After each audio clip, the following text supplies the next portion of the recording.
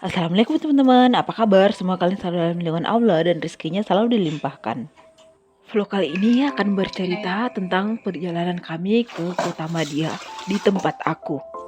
Sedang ada urusan di sana sekaligus juga jalan-jalan.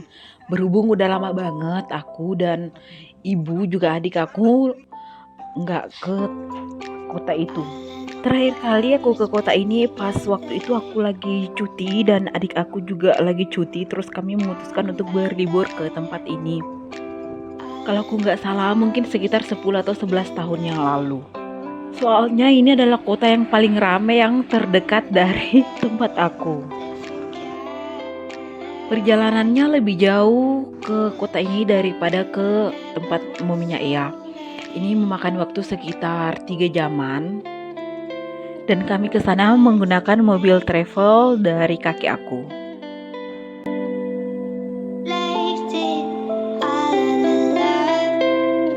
Jadi ini adalah pemandangan yang aku lewati ketika aku ke kota itu. Dan ternyata udah banyak banget yang berubah. Dari 2 tahun yang lalu waktu aku nganterin adik laki-laki aku yang menikah di Pinrang. Tapi pas momen itu kami melewati kota Palopo sih.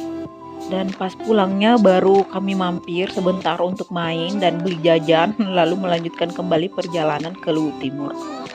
Aku sudah berapa kali bilang ya kalau aku tuh seneng banget dengan perjalanan pagi. Di sini kami berangkat sekitar pukul 8 pagi dan tiba di Palopo sekitar hampir jam makan siang, sekitar jam 11-an lewat lah.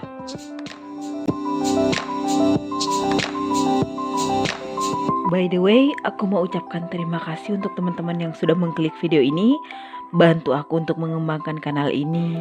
Thank you and I love you.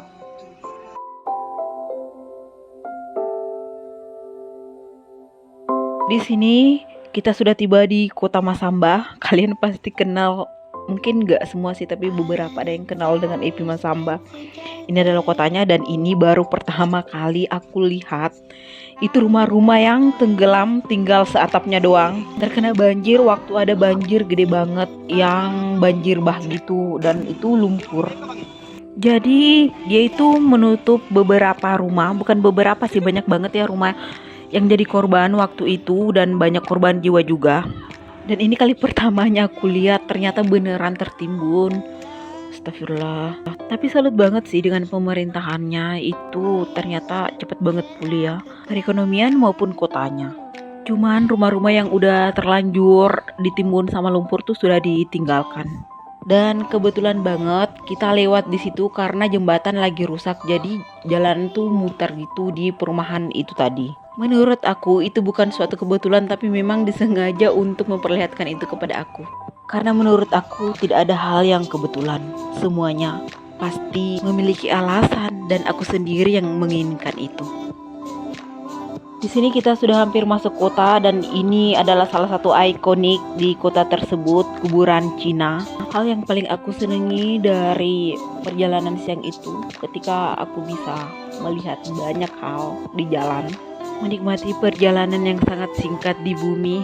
That's why aku selalu ingin mencoba hal baru karena begitu singkat waktu belajar kita di bumi ini. Dan aku sangat bersyukur mengambil pelajaran ini. Ini kita udah sampai di kantor tadi dan itu prosesnya cepet banget karena memang itu orang yang datang ngurus ke situ tuh cuman dikit. Karena memang ini jam makan siang maka kami ke warung deket situ untuk makan. Di sana banyak banget menu yang tersedia tapi aku milih makan coto dan adik aku milih makan sop saudara. Sebenarnya warung ini kerap disinggahi oleh mobil-mobil bus besar. Kadang aku kalau ke Kota Makassar naik bus besar, itu makan malamnya juga di sini. Sebenarnya di warung tadi kami menunggu lumayan cukup lama sebelum kakek aku jemput. Lalu beberapa saat kemudian beliau datang untuk menjemput kami dan kami dibawa ke terminal untuk menjemput penumpang lain. Dan ternyata itu masih sepupu ibu. Jadi sebelum benar-benar meninggalkan kota Palopo, kita tuh sempat mutar-mutar gitu. Dan ternyata kota ini sudah banyak sekali berubah. Nggak seperti beberapa tahun yang lalu yang rame banget. Sekarang tuh udah lumayan sepi. Kota ini adalah termasuk kota yang bersejarah dan termasuk dalam kota tua menurut aku. Dulu ibu sekolah tuh di sini. Dan terakhir aku kesini dengan adik aku tuh kotanya masih ramai banget, tapi sekarang udah nggak terlalu ramai. Kata kakek itu mungkin karena disebabkan orang lebih cenderung untuk berbelanja online dibandingkan dengan offline, nggak kayak dulu kan. Sekarang kan udah canggih banget, sekarang bisa belanja cukup dari handphone saja. Kota ini juga terkenal dengan rotinya yang enak-enak. Kebanyakan di sana yang buat roti itu orang keturunan Tionghoa dan itu enak banget roti-rotinya.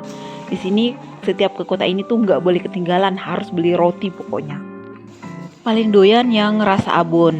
Biasanya kan roti abon tuh dicampur dengan mayones gitu ya. Ini enggak loh, itu krim manis dicampur dengan abon sapi dan abon ayam. Itu rasanya unik, tapi tetap enak banget sih menurutku, perpaduan yang sangat sempurna. Dan juga roti gorengnya, itu dagingnya banyak banget. Kalian kalau kesini harus coba roti itu. Setelah itu kita lanjutkan perjalanan. Gak ada yang istimewa, perjalanan pulang sama dengan yang tadi pas kami datang, cuman ini lebih rame lagi karena ada tante aku atau sepupu dari ibu. Jadi dalam mobil tuh rame banget dan mereka sedang asik membicarakan topik yang lagi banyak banget dibicarakan sama orang. Cuman biasalah ya teman-teman ya, aku kan jarang banget lihat berita. Jadi aku cuman diam aja dan sesekali ketawa karena mereka ngelawak di atas mobil. Bukannya nggak pengen tahu berita-berita yang sedang in sih, cuman sekarang lagi sedang membersihkan PBS agar nggak ikut ke trigger gitu. Kalau ada yang tanya apa itu PBS, PBS adalah pikiran bawah sadar. Yang menurut aku semakin hari semakin sering menerima hal-hal yang nggak diinginkan. Karena PBS tuh dia pokoknya nggak mau tahu itu kenyataan atau bukan. Pokoknya bagaimanapun caranya itu harus jadi kenyataan. That's why teman-teman mulai sekarang kalian harus mengatakan hal-hal baik kepada diri kalian sendiri. Semakin sering kalian menyebut kata itu, semakin pikiran bawah sadar kita akan membuat itu menjadi kenyataan. Karena dia nggak tahu ini nyata atau enggak, pokoknya harus nyata. Begitulah cara kerja pikiran bawah sadar kita. Itulah mengapa sekarang aku udah jarang banget nonton berita apalagi yang negative vibes. Karena aku gak mau PBS aku menarik itu masuk ke dalam hidup aku. Atau kalian bisa nulis afirmasi dan taruh di tempat kalian yang bisa baca kapanpun dan dimanapun. Yes teman-teman, handphone. Cuman karena aku orang yang malas dan itu jangan ditiru ya. Jadi aku gak buat apa-apa, aku cuman pajang doang foto mobil sport jadi wallpaper aku, meskipun sebenarnya aku nggak menginginkan itu, tapi lambat laun PBS akan merespon itu karena PBS juga sebenarnya butuh gambar dan sejujurnya lebih kuat gambar daripada sekedar tulisan.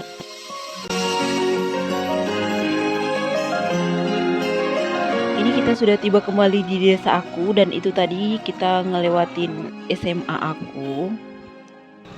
Di sini ibu masuk dulu ke sekolahnya dan kita sambil nunggu ibu nonton dulu orang-orang main bola. By the way, vlog aku udah mau habis. Terima kasih telah menontonnya sampai akhir. Seperti biasa, thank you.